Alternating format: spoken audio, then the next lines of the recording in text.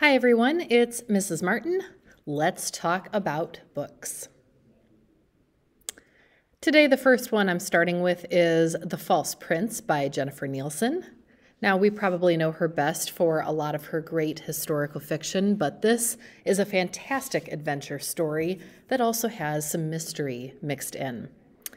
In this book, we have a kingdom where civil war is brewing. People who are living side by side are fighting against one another. And Connor, a nobleman of the court, has decided that he needs to do something to unify the people who have divided amongst themselves. He's come up with this plan, a kind of cunning plan, to find an impersonator to represent the long-lost son of the king.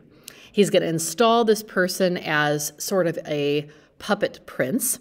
And to do so, he has gone off to this orphanage and selected 4 orphans to audition, I guess you could say, try out for the part of this prince for the role.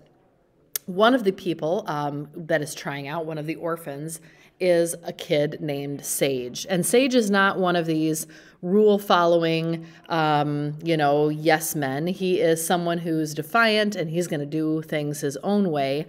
And Sage can see right through Connor. He recognizes that Connor has a hidden agenda of some kind, even though he's not quite sure what that is. Sage does recognize right off the bat that he needs to get this job. He needs to be chosen to play the prince, or he's going to be killed. So he knows he's got to play the game in some way. But as he moves from this orphanage into Connor's incredible palace, he learns more and more that all of these lies that are being kind of woven into place are much more intricate than he first thought. Read the book, The False Prince. Find out what is at stake and how is Sage going to hopefully make it through. Heat by Mike Lupica. This author is well known for his sports books. You could pick up any of his in the sports section and really love any of the books that he's written. This one is a fun one because it's about a kid who is unexpectedly incredibly great at baseball. He's 12 years old. He's moved from Cuba with his dad and his brother to the United States after losing his mom to illness. And he moves there because he's hoping to play in the Little League World Series as a pitcher. Well, he gets the chance to do so. His father becomes very ill, also passes away. And with that, he and his older brother, Carlos, are trying to keep the secret that they're living just the two of them. Carlos is not old enough to be Michael's legal guardian yet. He's not 18, but he's coming up on his 18th birthday, and they're hoping that they can keep it a secret that the two of them are living on their own until Carlos turns 18. Well, there's some suspicion around that. There are adults asking questions at school. There are, child services kind of sniffing around, trying to find out, is there an adult in the home? What's going on with that?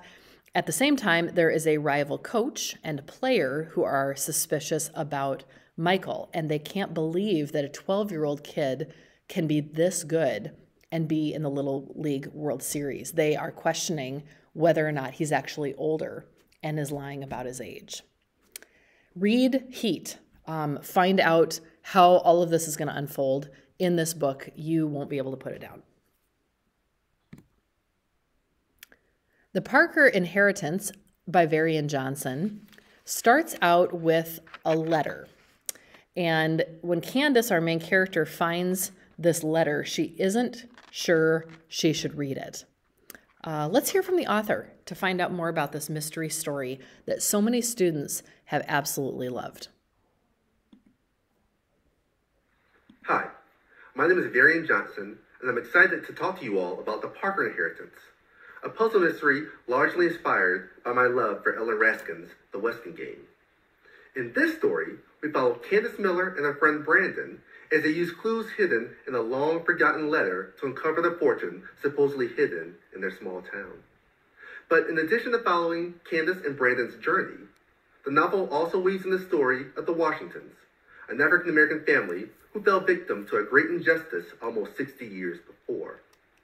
The Parker Inheritance explores the themes of justice versus forgiveness, the impact of our perceptions and biases, and the importance of preserving the past before it slips away. This novel is also largely inspired by my hometown of Florence, South Carolina, a beautiful city with a strong, vibrant African-American community. This is a book of my heart, written over many years. I am so honored and happy to be able to share it with you all now.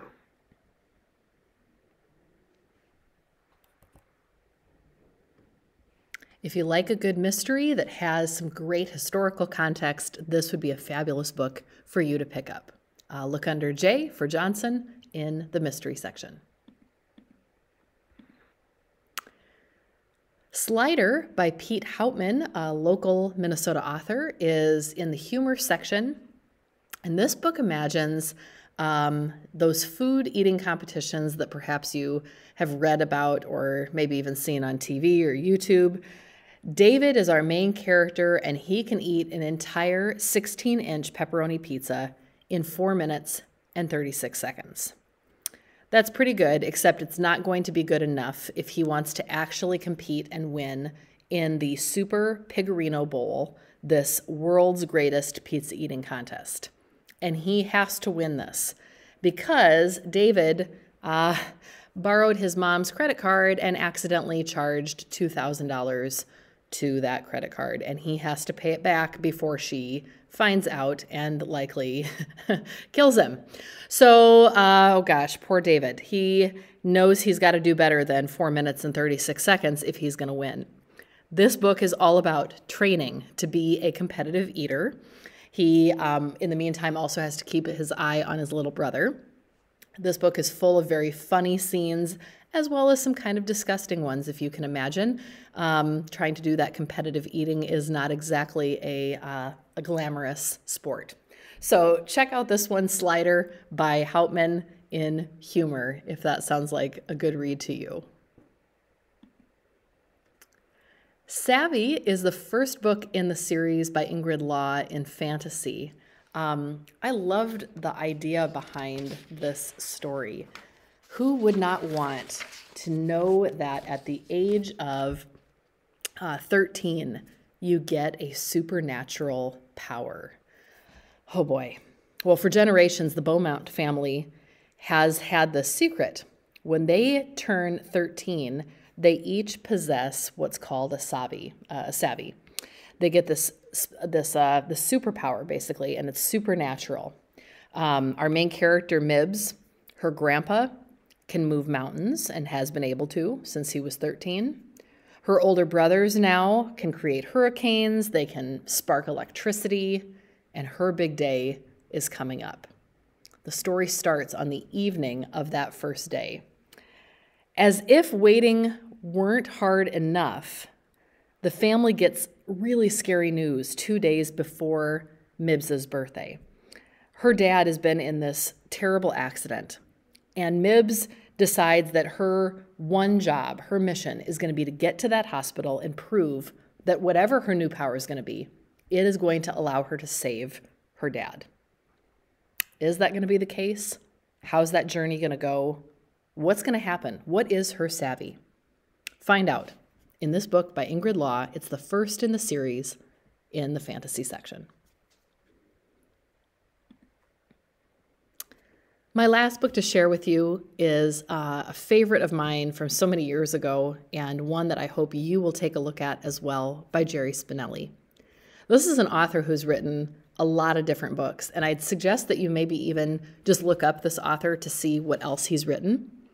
But this author also, because of the success of this book, this was made into a show. I can't remember if it was on Disney Plus or Paramount or where it showed up. But anyway, you may have seen the movie. The book is called Stargirl, and it's in realistic fiction. Stargirl arrives at Micah High in this really big kind of burst of color and sound. She is not like anyone that anyone at Micah High has ever seen before. The hallways almost hum with the murmur of her name. And she captures Leo's heart, right from the start. Leo is our main character, and he is just taken with her, almost enchanted. Everybody at Micah High is sort of enthralled with her because she's different. She's not like everybody else. She doesn't seem to care what others think. And because that is so unusual and so cool, everybody just wants to be around her. It's magnetic. But then something occurs and they turn on her. And suddenly Stargirl is being shunned. She is being pushed aside. People are not wanting to be around her. They're ignoring her. They are treating her poorly for everything that makes her different. The thing that was, calling her to people is now pushing her away. And Leo is trying to get her to be the thing that he really knows is going to destroy her. He's trying to get her to fit in with everybody else. How is that going to go? Read Stargirl. Think about yourself and the people that you know. You will not be unchanged in reading this story. I know that this is just a small collection of books, like any book talk that I do. So even if these books aren't available for you, or if some of these just didn't sound like your type, I hope that you'll do some searching on our catalog, or when you come down to the library, do a little looking around and find the right book for you. Thanks so much for your attention. Happy reading.